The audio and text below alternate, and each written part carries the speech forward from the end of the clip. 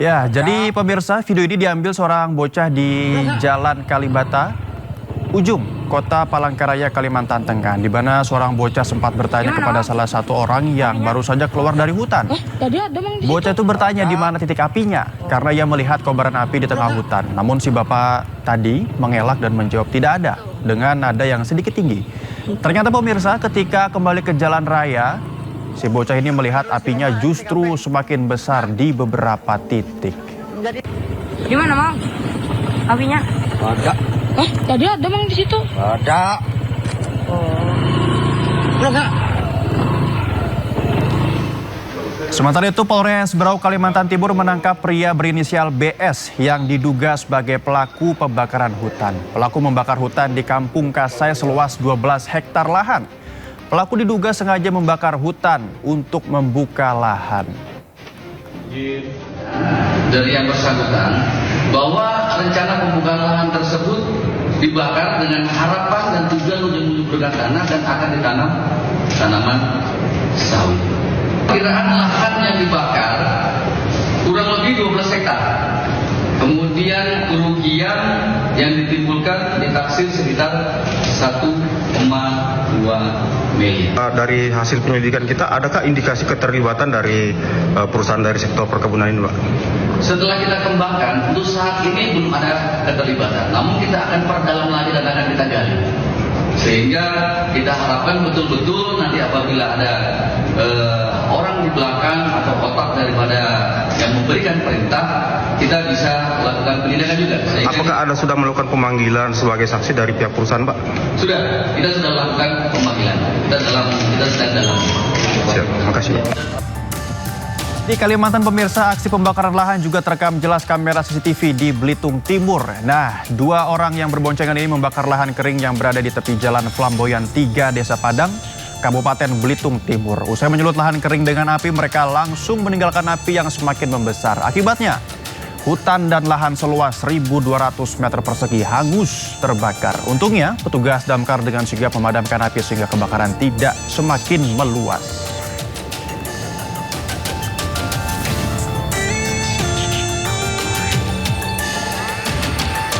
Ya, Mas Indra, ini tanggapannya dengan faktor ulah manusia yang tidak bertanggung jawab. Tanggapannya apa, Mas Indra?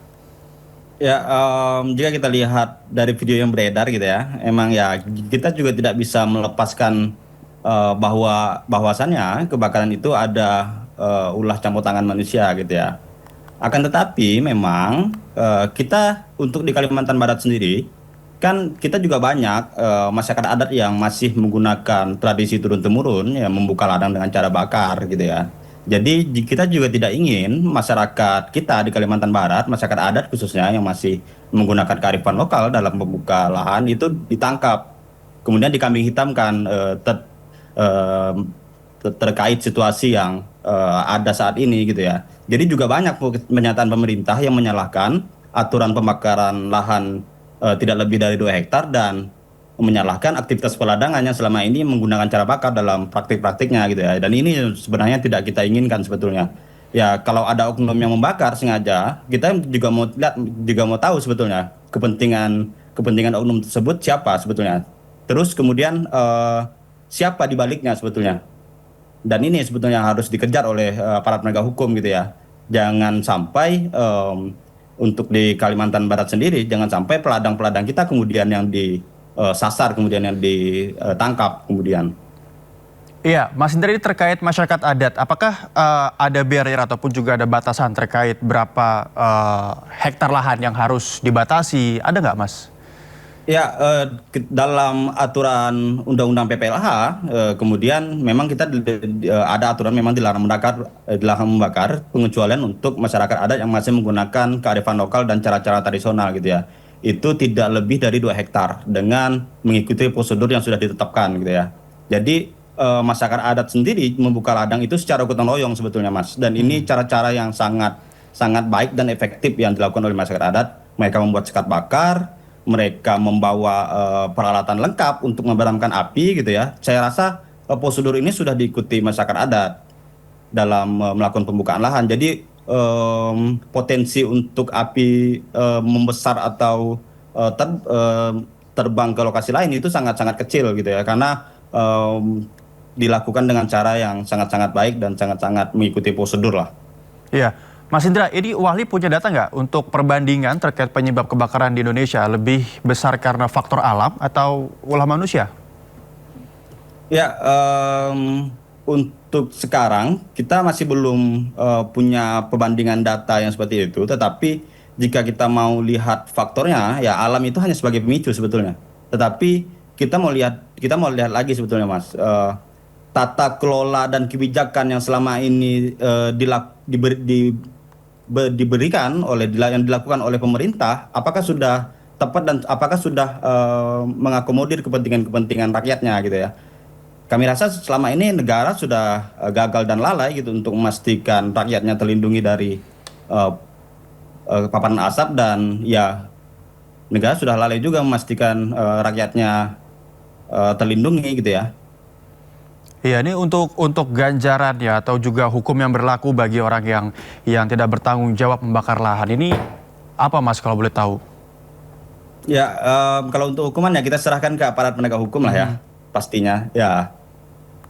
Aparat penegak hukum pastinya punya aturan lah yang untuk menghukum para pembakar itu. Tapi kita mau tantang juga nih pemerintah, berani nggak nyasar ke perusahaan yang lahan-lahannya terbakar gitu ya. Jangan hanya menyasar ke masyarakat kecil yang dia hanya memanfaatkan lahannya untuk bertani dan lain-lain gitu ya, seperti peladang dan lain-lain gitu ya. Jangan itu yang disasar. Tapi ini banyak sekali nih titik hotspot yang kita temukan di dalam perusahaan. Bagaimana respon pemerintah terkait ini? Apakah mereka berani menindak perusahaan tersebut atau mencabut izinnya gitu ya? Ya, dengan masih adanya beberapa pihak yang tidak bertanggung jawab membakar lahan, artinya apakah ini membuktikan pengawasannya lemah, Mas Indra? Ya, yang pertama memang jika kita lihat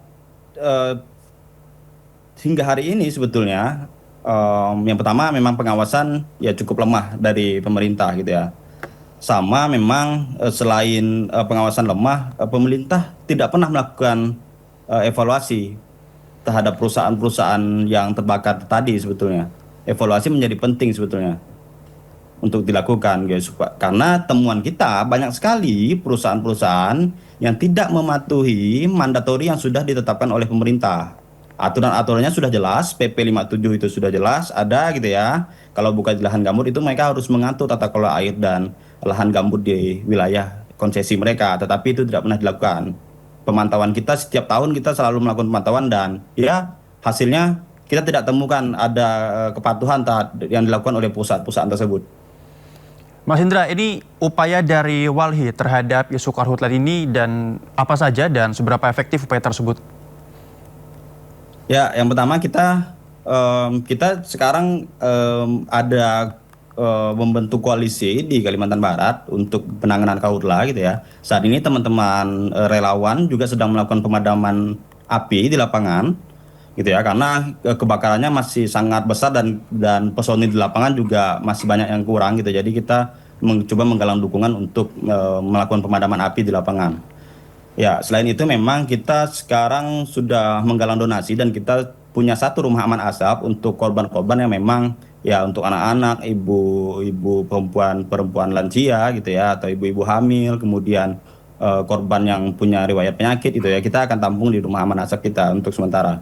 Karena kebakaran sekarang sudah sangat besar dan sangat meluas, dan melihat kondisi udara yang ada sekarang ya kami rasa hanya itu yang bisa kami lakukan untuk merespon cepat bencana geologis yang terjadi sekarang.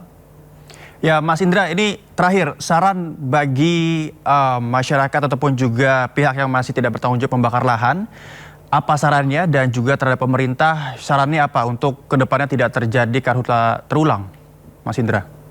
Ya, jika karhutlah ini tidak ingin terjadi berulang gitu ya. Yang pertama, negara harus merespon cepat sebetulnya. Ketika BMKG merilis cuaca gitu ya, pemerintah harus siaga dan melakukan pembasahan terhadap lahan-lahan yang memang terbakar berulang setiap tahunnya gitu ya. Yang kedua, kita selalu menekankan, kita sebenarnya sudah lelah sebetulnya dengan meminta pemerintah untuk melakukan penegakan hukum gitu ya. Tapi kita ingin apakah pemerintah berani gitu, kemauan politik pemerintah ini ada dulu sebetulnya. Apakah mereka berani gitu ya untuk melakukan penegakan terhadap perusahaan-perusahaan yang selama ini memang menjadi penyumbang kebakaran dan asap yang terus berulang di Kalimantan Barat, apalagi di Indonesia gitu ya. Yang ketiga sebetulnya ada perusahaan yang terbakar berulang, tapi jangan hanya disanksi administratif, tapi pemerintah harus berani mencabut perusahaan-perusahaan tersebut. Karena ini sudah merupakan kejahatan sebetulnya. Asapnya sudah bukan lagi ke Kalimantan Barat atau ke Indonesia, tapi sudah terbang ke negara tetangga gitu, sudah sampai ke Malaysia gitu ya. Iya, Mas Indra, ini kita tentu berharap semoga kedepannya tidak terjadi karhutla lagi dan juga bencana karhutla di Kalimantan ataupun juga wilayah Indonesia yang berpotensi ini tidak ada lagi. Terima kasih Mas Indra Syahnanda, Divisi Advokasi dan Kampanye Walhi Kalimantan Barat atas waktunya bersama kami di Sindo Sore. Sehat selalu Mas. Ya baik, sama-sama.